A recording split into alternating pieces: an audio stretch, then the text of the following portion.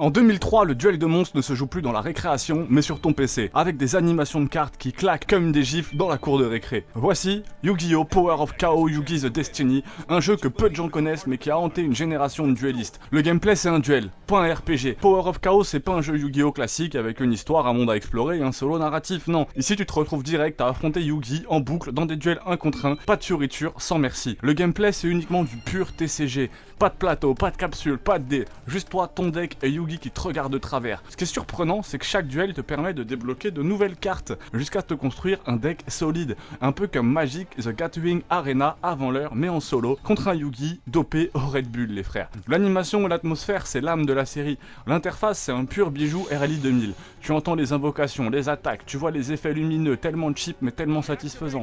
Quand tu balances un Dark Magician, c'est pas juste une carte, c'est un putain de moment. Et Yugi te parle, il commente, il rage, il jubile. C'est comme si t'étais dans la Nive. Vous activate my trap card résonne comme une punchline de boss final. Mention spéciale à la BO, des sons électro mystiques dans un film de Matrix X Yu-Gi-Oh! Ouais, ça groove pendant que tu poses un Kuribo et que tu casses le Kuribo des autres. Et ça, c'est très très cool. L'histoire, il n'y a pas d'histoire, mais c'est pas grave. Oui, zéro histoire, pas de progression narrative, pas de tournoi à remporter, mais c'est pas grave, pourquoi ? Parce que le jeu fait exactement ce qu'il te promet, te faire vivre des duels intenses, immersifs, avec un Yugi crédible qui apprend les mécaniques alors que t'es débutant.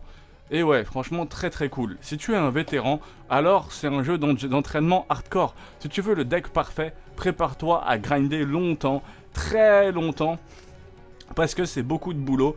Donc par rapport à d'autres jeux Yu-Gi-Oh! Comme The Duelist ou Capsule Monster Coliseum qu'on a vu dans une dernière vidéo, celui-ci est beaucoup plus fidèle au jeu de cartes réel. Pas de cartes alternatives, pas de règles alternatives, pas de mécanique chelou, TCG pur jus à la lettre près. Ça ressemble presque à Duel Links, mais sans microtransactions, sans online et avec juste Yugi en adversaire. Ce qui fait mal, c'est le problème majeur. Pas de mode campagne, pas de multi, pas de deck préconstruit. Tu débutes avec un deck de merde, tu perds, tu gagnes des cartes, tu recommences encore et encore. C'est un simulateur de duel ultra répétitif. Ce qui en fait un ovni intéressant, c'est justement ça, c'est la beauté du truc. C'est un jeu de niche ultra spécialisé, presque expérimental. Une capsule temporelle d'un autre temps où Konami testait un format hybride. Pas un RPG, pas un jeu d'aventure, juste un jeu de duel. Et rien d'autre, c'est un jeu d'ambiance de passionné. Une expérience de duel quasi méditative si t'es à fond dans la licence.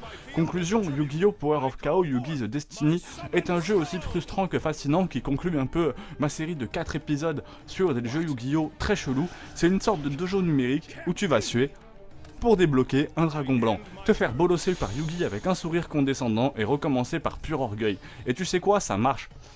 Parce que quand t'invoques ton premier Black Luster Soldier et que Yugi te lâche un I didn't expect that, t'as l'impression d'avoir gagné le Battle City à toi tout seul. Très très cool, n'hésite pas à aller voir mes 3 autres vidéos sur des Yu-Gi-Oh! Un peu perchés, un avec des dés, un avec des capsules, un en mode Mario Party. C'est les 3 vidéos qui sont juste en dessous.